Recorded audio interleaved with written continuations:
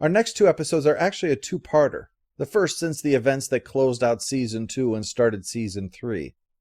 Nisei and 731 begin with a train car being left, which shouldn't be remarkable except for two things.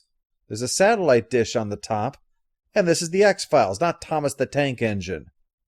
A collection of Japanese men arrive and soon are performing some kind of medical procedure, or maybe an autopsy. Either way, probably nothing good. What Johns Hopkins, the Mayo Clinic, and UCLA Medical Center all have in common is they don't put their operating theaters in a train car. Also, this happens much less often. Except at Cedars-Sinai, of course, because they're really strict about hand washing. Soon the soldiers are bagging up the patient, or the body, or whatever it is on the table. Looks like an alien. Oh, you know what? That would explain it. Aliens don't have green cards, so they couldn't have given him treatment anywhere else. Had to go to a gray market clinic. It's really primitive not having access to a nano reconstitution tank. After the titles, Mulder is showing off his newest video for Scully, though luckily this time it won't end with a need to file a sexual harassment report with HR. This one is work-related, assuming your work involves alien autopsies. He bought a tape of that out of a magazine. Scully mocks how you can hardly see anything in this. I mean, they're not even trying. But that actually is a clinching point for Mulder. The fact they're not trying to show any detail like the cheesy Fox Network version says that they're not trying to be convincing. They're trying to do whatever the hell it is that they are doing. Something involving a green fluid they're extracting. The tape is sold from a guy in Pennsylvania who apparently picked up the feed off his dish and recorded it and figured, hell, I can make a few bucks off this. It's the American dream in action. So they head to Allentown, but they find the back door busted open. And sure enough, the proprietor of Rat Tail Productions is going to be getting his own autopsy video. And the man responsible is still in the house. Mulder gives chase until he finally has the guy cornered. Come on down. Is he a ninja? Oh, I hope not. If the aliens and the ninjas are working together, then all hope is lost. I get tired of losing my gun.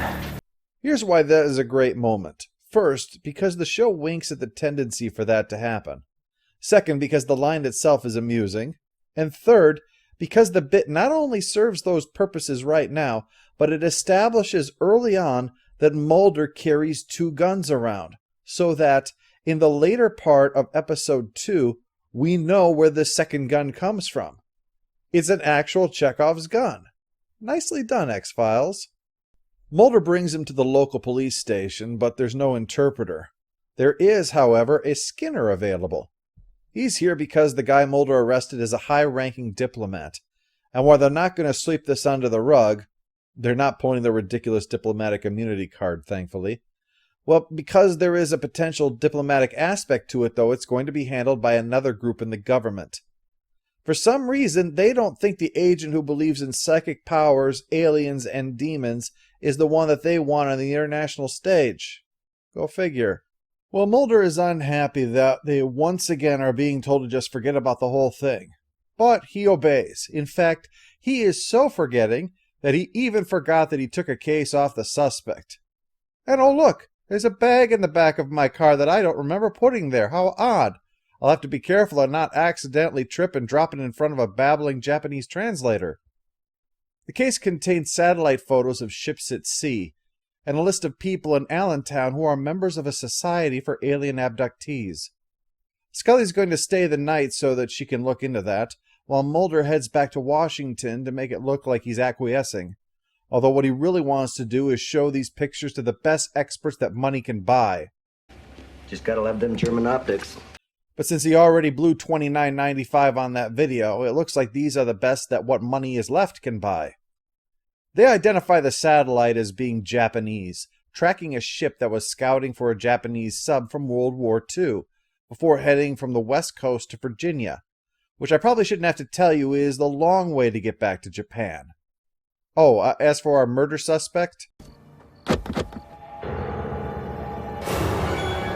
I guess we can consider that a victory for both diplomacy and justice, then. Scully goes to question Betsy, the one whose name is circled on the list. But instead of Betsy, there's someone else at the door who claims to know Scully, as does the woman with her, who quickly gather all the other members of their group. Abductees, assemble! Scully naturally thinks that they have her confused with somebody else, but they bring up that she probably can recall an unexplained period when she was missing during the previous year. And when the rest show up, they confirm remembering her. They explain that they are taken away and have tests done, then have their memory of it erased. But it returns in bits and pieces over time, hence some of the things that Scully has recalled. During this, Mulder has been speaking with the Coast Guard about the ship, but the guy claims that it was never allowed into the harbor, worry about drugs on board or something, and so eventually it left, although Mulder wonders how it was expected to go away without refueling. While sending the guy to check on the paperwork related to the ship, Mulder slips down to the docks, where he eventually finds the ship sitting there big as life. So Mulder sneaks aboard so that he can carefully investigate the ship. There's a trick, by the way, to knowing whether it is a ship or whether it's a boat. The thing to always remember is, nobody who matters gives a shit. His poking around has not gone unnoticed, and men dressed in black uniforms with guns show up, and I don't think having a second gun is going to make a difference. So Mulder decides hopping over the side of the ship is the better part of valor. Back with the abductee club, Scully desperately doesn't want this to be true, but then they bring up the mark, the scar on the back of the neck, where her implant was found. They all have one. What's worse, the woman, Betsy, that Scully came to see, is not here because she's in the hospital, an unidentified kind of cancer. More good news, they are all going to get it eventually. As if the anal probing wasn't bad enough, stupid aliens. Mulder is still lurking around the docks that night, but this time it's not for entertainment. Because he likes night fishing, see. And he's landed a whopper. One of the buildings is housing something requiring guns, special suits, and presumably some form of science and or decontamination. He thinks it might be a spaceship. He's definitely on the trail of something, though, but it's been a long day, so he heads home for some quality time with his right hand. Mulder has been practicing shadow puppets. Well, he can't tonight, though. The power has been turned off, and his place has been trashed. Skinner is inside waiting for him. As always on seeing Skinner in his apartment, Mulder pulls his gun on him and holds it there for quite a long time. At what point did this start to become a cliché? Skinner fills Mulder in on the murdered guy. The murderer that was murdered. Not the murder committed by the murderer who was murdered. That murder is less important than the murder of the murderer, by which I don't mean the murderer that murdered the murderer. I mean the murdered victim of the murder that was himself also a murderer. Obviously. Skinner also brings up the briefcase, the reason that he's here, and probably the reason this place looks like Jesse Pinkman was looking for money here. And Skinner is only the end of a long and very angry chain of people that Mulder does not want to keep waiting on that briefcase. In fact, Skinner flat out tells Mulder whatever idiocy he's fallen into this time, Skinner has no plans to get involved. He can implode on his own this time. So Mulder figures Senator Matheson, his sort of patron, might be able to help out.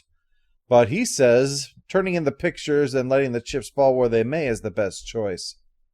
Mulder says that he has no time to get involved in a murder investigation, so Matheson gives him the names of the 4 murdered scientists from the train, in the hopes that that could be a good starting point. With that, Mulder and Scully can meet up and trade info, and he says maybe it's time to figure out what that chip they put into your neck was all about. But before they can get into that, Scully recognizes one of the men in the photo of Japanese scientists. But Mulder says that's impossible. The guy died decades ago. And while Mulder believes in astral projection, the Loch Ness Monster, and voodoo, a man faking his own death is clearly hard to swallow. The man she identified headed a group of scientists during World War II that performed horrifying human experimentation as part of a special group called 731. Not to be confused with Section 31, which may be questionable, but would not give an infant frostbite just to see what would happen. The list of their crimes, let's just say that it makes seeing all of them gunned down in the train car seem less like murder and more like justice just took a few decades to get its ass-kicking boots on. Mulder thinks that they were trying to make an alien-human hybrid as well, but Scully still isn't convinced that the project ever existed. So Mulder's alone in digging into this, while Scully gets the chip looked at. And yeah, the guy confirms that it is a very terrestrial chip, No "Made with Pride on Andoria" printed on it anywhere. It is super advanced, though. And when talking about all the stuff new chips can do, the guy drops in a casual mention of using a computer via brainwaves. An interface so beyond the time of this show, actually, that it was only last summer that China announced a breakthrough on that front. Having your thoughts sent to a computer. I'm sure there's no reason to worry about China having that kind of power, especially if you're in the NBA. If you're curious, feel free to search for it. It's called Brain Talker. But good luck. My first link took me to the Sun newspaper, and my wife happened to come in while I was reading a paragraph right next to the topless candids of Katie Price. And my second article was seemingly written by someone trying to use the chip, including this conclusion, quote, "Because technology is mean to all of us, like oxygen. Without technology, we cannot perform any work better. It is technology that makes life easier for us. That is why I am saying all words in above paragraph." This is the internet in a nutshell, isn't it? Accidental boobs juxtaposed with complete nonsense. Mulder's been busy trading in his suit and tie for the latest in Tommy Hildebrand running around on the top of buildings clothes, because he's going to be doing a little train spotting today. Something else. Someone or something is being led out of the back of a van in a special suit while escorted by a bunch of Japanese men. And while Japanese men in special suits is no novelty for anyone who has seen Godzilla, this is probably something different. The suited individuals put on the train car, which is hauled away, and naturally Mulder's in hot pursuit, for about 10 seconds before he realizes that catching it on foot isn't going to be terribly easy. What now? All right, let's see. Leaving West Virginia, going west at 3:45 p.m. So if I'm on a train heading east from Ohio, damn, why did I just copy all the answers off that kid with the bad breath? During this, Scully has been watching the alien autopsy tape and finds the supposedly dead scientist in it. And she can recall seeing that face during her abduction experience. She mentions this to Mulder when he calls, but neither of them is aware that the murderer who killed that murderer has murdered again. One of the men who works for Dr. Ishimaru, the guy from the video, right before getting on that train. Although there were easier ways to get a ticket. Well, who should enter the picture now but the mysterious Mr. X, who approaches Scully, and while she's skeptical, that's kind of her job after all, he insists that Mulder is going to die if he gets on that train. Well, guess who's deciding between that and jumping onto a moving train? I'll give you a hint. He's a guy who jumps onto a moving train. Still, he's leading us right into our final episode.